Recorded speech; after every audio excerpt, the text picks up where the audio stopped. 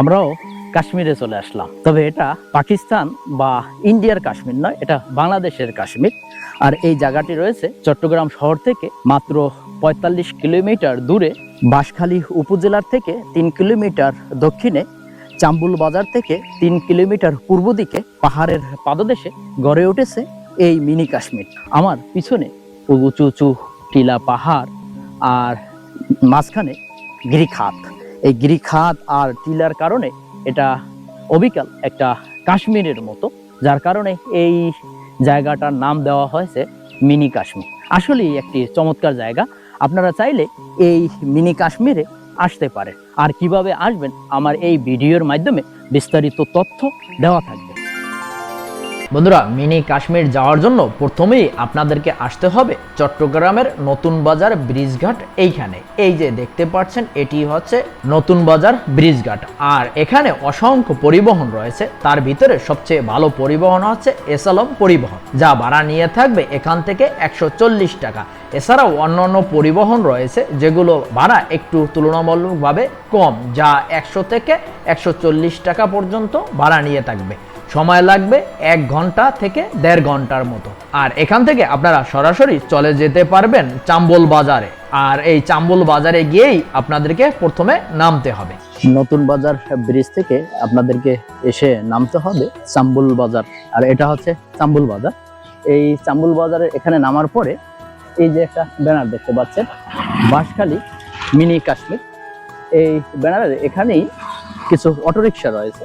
এই অটোরিকশা ধরে মাত্র ৩ কিলোমিটার এই পূর্ব দিকে, মেইন সড়কের পূর্ব দিকে এই সড়কটি ধরে আমাদেরকে যেতে হবে এই মিনি কাশ্মীরে। ছোট অটোরিকশা আছে, তারা ৩০ টাকা করে নিয়ে থাকে, এখান থেকে যেতে পারে। আমরা এই পথ ধরে মিনি কাশ্মীরে যাচ্ছি।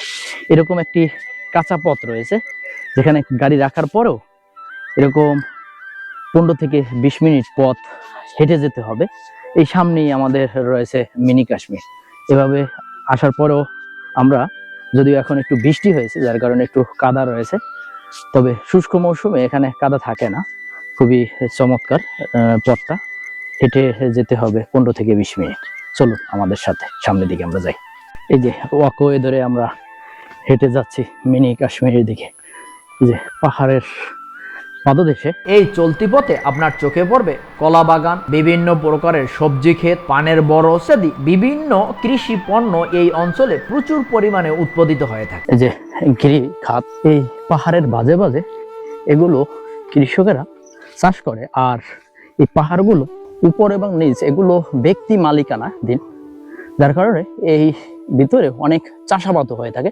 ওই দেখা যায় যে আম গাছ, কাঁঠাল গাছ, বিভিন্ন গাছ গাছারিও রয়েছে। আর বর্ষার জন্য এই প্রকৃতি আরো সবুজ আকার ধারণ করেছে। কৃষকের কর্মকাণ্ড দেখে দেখে আর সবুজের সমারোহর বিরুত্তর দিয়ে হাঁটতে হাঁটতে আমরা একেবারে চলে আসি পাহাড়ের পাদদেশে। পাদদেশে আসলেই আমরা এই খাড়া ঢালবে পাহাড়ের উপরে উঠি। আমরাও ফাইনালি চলে আসলাম মিনি কাশ্মীর। এই চাম্বুল বাজার থেকে ৩ কিলোমিটার পূর্ব দিকে, আর এটা বাঁশখালীর ভিতরে পড়েছে। বাঁশখালী উপজেলার থেকে ৩ কিলোমিটার দক্ষিণে চাম্বুল বাজার। চাম্বুল বাজার থেকে ৩ কিলোমিটার পূর্ব দিকে পাহাড়ের পাদদেশে এই মিনি কাশ্মীরটি গড়ে উঠেছে।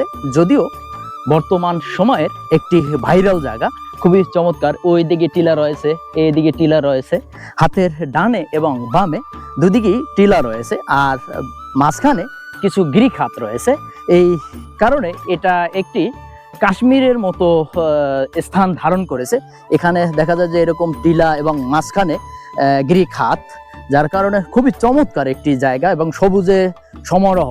বৃষ্টির কারণে ঘাসগুলো যেন সবুজ তরতাজা হয়ে উঠেছে, যার কারণে এই জায়গাটা খুবই একটি চমৎকার একটি জায়গায় পরিণত হয়েছে। এখানে অনেকগুলো একসাথে পাহাড় বা টিলা রয়েছে।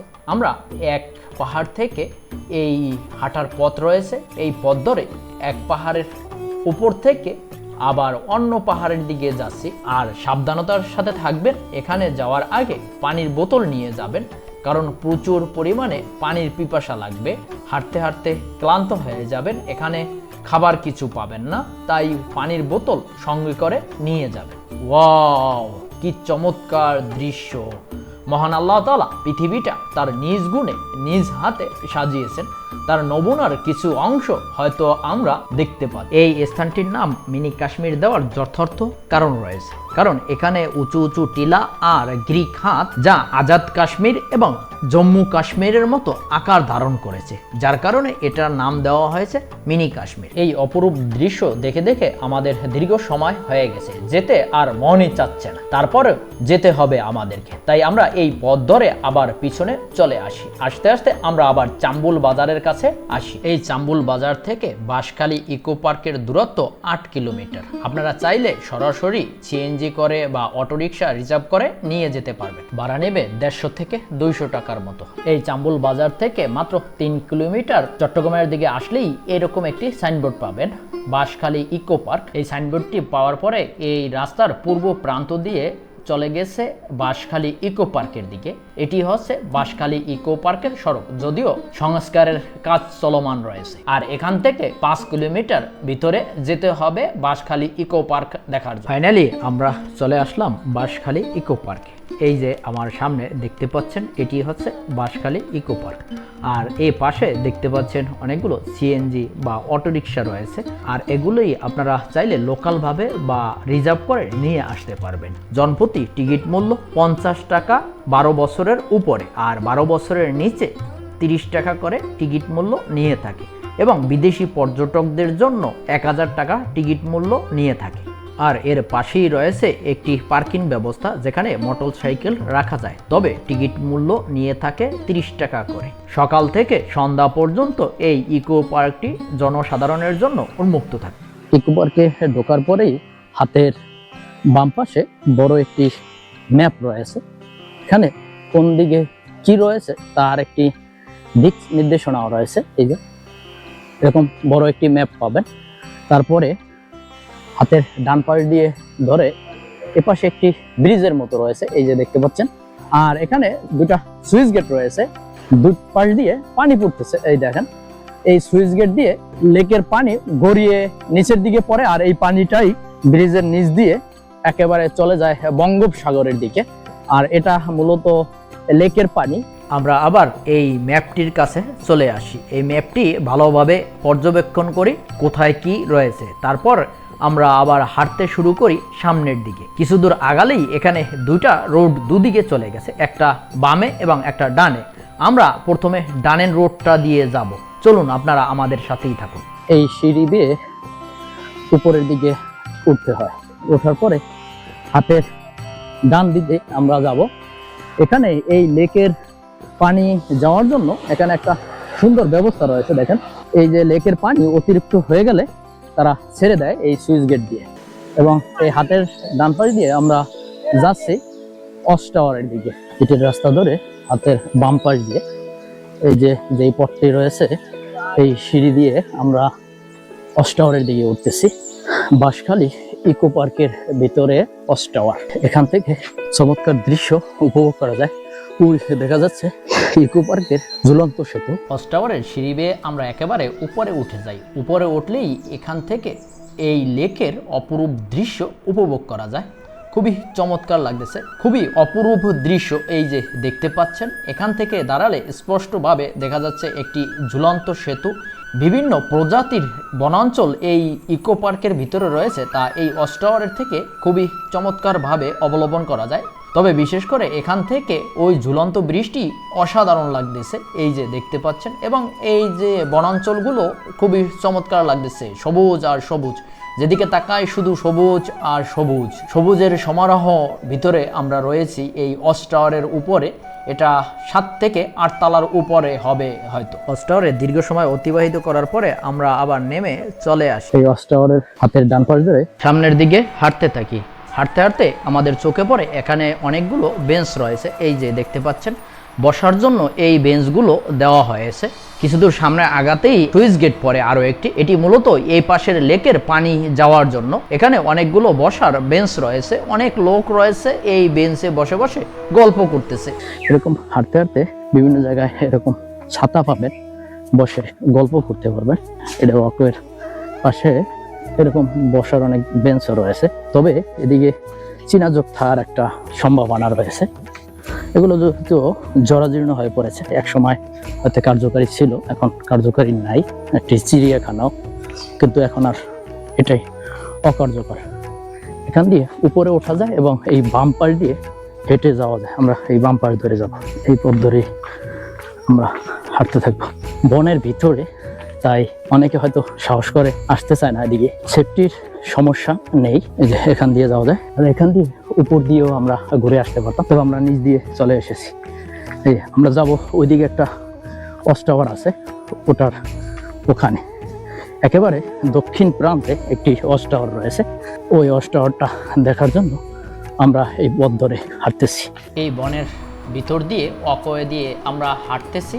হাঁটতে হাঁটতে আমরা একেবারে শেষ প্রান্তে, এখানে টিলার উপরে একটি ছাতার মতো রয়েছে, যদিও ছাতাটি এখন হেলে পড়েছে। এই ছাতাটির এখানে কিছুক্ষণ দাঁড়িয়ে থাকি, এরপরে এখান দিয়ে আবার নামার পথ রয়েছে। এই পথ ধরে যাওয়া যায় ওয়াচ টাওয়ারে।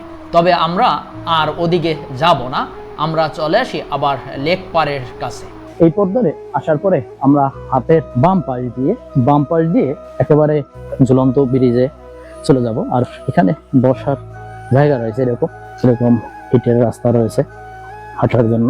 ঝুলন্ত ব্রিজ এদিকে দেখাচ্ছে, ঐরাবতী বন বিশ্রামাগার, এদিকে একটা বন বিশ্রামাগারও রয়েছে, যা বন কর্মকর্তাদের জন্য নির্ধারিত, বা সরকারি কোনো কর্মকর্তারা আসলে এখানে বিশ্রাম করতে পারে। যে এখানে অনেকগুলো বৃক্ষের নাম লেখা রয়েছে, স্থানীয় নাম চিকরানি, এই দেখেন চিকরানি, স্থানীয় নাম রেন্ডি করাই গাছ, স্থানীয় নাম আগর গাছ। এই যে দেখেন, যা আমি আশ্চর্য হয়েছি যে আগর গাছ এরকম হয়। এই যে এটা হচ্ছে বন বিভাগের একটা বিশ্রামাগার। এই যে এখানে সরকারি কর্মকর্তারা হয়তো বিশ্রামের জন্য ঐরাবতী বন বিশ্রামাগার, বাঁশখালী ইকো পার্কের, এই যে দূরে দেখা যাচ্ছে এখান দিয়ে, এই যে ঝুলন্ত সেতু এর পাশেই, এটা হচ্ছে ঝুলন্ত ব্রিজ, ঝুঁকিপূর্ণ সেতু, 10 জনের অধিক একসাথে ওঠা নিষেধ রয়েছে। এখন আমরা রয়েছে ঝুলন্ত ব্রিজে। বাংলাদেশে যে কয়টি ঝুলন্ত সেতু রয়েছে তার ভিতরে অন্যতম হচ্ছে রাঙামাটি ঝুলন্ত সেতু, ওটা হচ্ছে 1 নম্বরে। এই ঝুলন্ত ব্রিজটি বান্দরবনে একটি ঝুলন্ত ব্রিজ রয়েছে, যা মেঘলা পর্যটক কেন্দ্রে, সেটার মতোই এই ঝুলন্ত ব্রিজটি। দোল খেতে খেতে আমরা পার হচ্ছি ঝুলন্ত ব্রিজ, এবং এই ঝুলন্ত সেতুর উপরে একটা পাহাড়, এই পাহাড়ের দিকে আমরা উঠবো। এদিকে দেখি ওদিকেও কি রয়েছে। ঝুলন্ত সেতু পার হওয়ার পরে আমরা উপরের দিকে উঠছি, এখানেও দেখা যাচ্ছে গাছে নাম লেখা রয়েছে, বয়সে আমি কখনো নামও শুনিনি। দেখেন, ধারমারা গাছের নাম।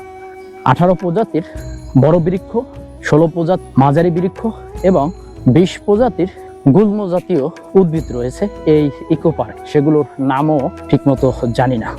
ঝুলন্ত ব্রিজ দিয়ে পার হলে এরকম অকয়ে রয়েছে, এই অকয়ে দিয়ে আমরা হাঁটতেছি সামনের দিকে, দেখি কোথায় কি রয়েছে। হাঁটতে হাঁটতে এরকম বসার মতো জায়গাও রয়েছে, এই যে দেখেন ছাতা রয়েছে এখানেও। এই যে ভাই হাঁটতে পারতেছে না, ক্লান্ত হয়ে গেছে, তাই আমরা একটু বসে বিশ্রাম শেষ করে আমরা আবার হাঁটতে শুরু করি এই পাকা সড়ক ধরে। কিছু দূর আগালেই এই পাকা সড়কটি শেষ হয়ে যায়। পাকা সড়কটি শেষ হয়ে যাওয়ার কারণে আমরা আর সামনে যাইনি, আমরা পিছনে চলে যাচ্ছি। এ পর্বে এ পর্যন্তই রাখছি, দেখা হবে অন্য কোনো এপিসোডে। ততক্ষণ পর্যন্ত আপনারা ভালো থাকুন, সুস্থ থাকুন। আর আমার ভিডিওটি যদি আপনাদের ভালো লেগে থাকে তাহলে আমার চ্যানেলটি সাবস্ক্রাইব করবেন, পাশে থাকা বেল আইকনটি প্রেস করবেন।